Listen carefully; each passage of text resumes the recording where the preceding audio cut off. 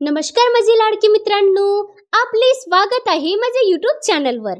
मित्रांनो, या व्हिडिओमध्ये आपण बघणार आहोत प्रजासत्ताक दिनानिमित्त अतिशय सोपे आणि तडकेदार भाषण।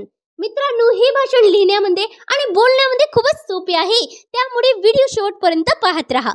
चला तर मग वेळ न करता भाषणाची सुरुवात करूया। झेलल्या स्वातंत्र्यवीराने गोड्या आपल्या निधड्या छातीवर, झेलल्या स्वातंत्र्यवीराने गोड्या आपल्या निधड्या छातीवर, म्हणून तर आज आपण अभिमानाने उभे आहोत या मातीवर, म्हणून तर आज आपण अभिमानाने उभे आहोत या मातीवर। सूर्याप्रमाणे तेजस्वी दिसणारे व्यासपीठ, चंद्राप्रमाणे शीतल छाया देणारे परीक्षक आणि चांदण्याप्रमाणे चमकणाऱ्या माझ्या विद्यार्थी मित्रांनो, माझे नाव साक्षी आहे, मी 10व्या वर्गात शिकतो। या प्रजासत्ताक दिनी मी तुमच्या समोर भाषण देणार आहे। माझे भाषण लक्षपूर्वक ऐकावे अशी माझी विनंती आहे।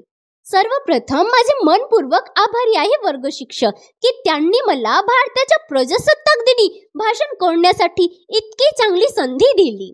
माझ्या प्रिय मित्रांनो, भारतीय संविधानाचे स्मरण आणि आदर करण्यासाठी आम्ही दरवर्षी या राष्ट्रीय कार्यक्रम साजरा करतो। या दिवशी 1950 मध्ये भारतीय राज्यघटना लागू झाली। भारतीय राज्यघटना ही एक लिखित राज्यघटना आहे। आपली राज्यघटना बनवण्यासाठी 2 वर्षे 11 महिने आणि 18 दिवस लागले। भारतीय संविधान हे जगातील सर्वात मोठे लिखित संविधान आहे, ज्यामध्ये 395 कलमे आणि 8 वेळापत्रके आहेत।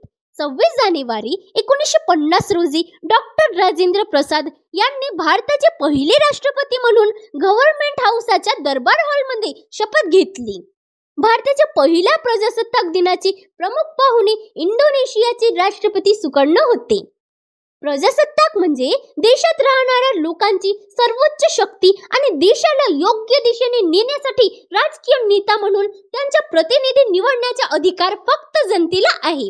म्हणून भारत एक प्रजासत्ताक आहे, जिथे सामान्य जनता पंतप्रधान म्हणून आपला नेता निवडते। आपल्या महान भारतीय स्वातंत्र्य सैनिकांनी भारतात संपूर्ण स्वराज्यासाठी खूप संघर्ष केला।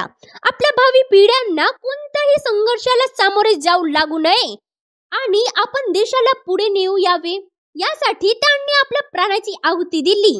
महात्मा गांधी, भगतसिंग, चंद्रशेखर आझाद, लाला लाजपत राय, सरदार वल्लभभाई पटेल, लाल बहादूर शास्त्री इत्यादी महान नेते आणि स्वातंत्र्य सैनिक आहेत। या लोकांनी भारताला स्वतंत्र देश बनवण्यासाठी इंग्रजांविरुद्ध सतत लढा दिला।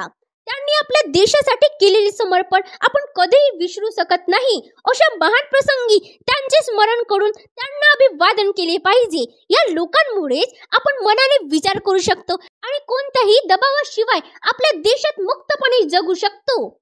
इतके म्हणून मी माझ्या भाषणाला विराम देते। जय हिंद, जय भारत, भारत माता की जय।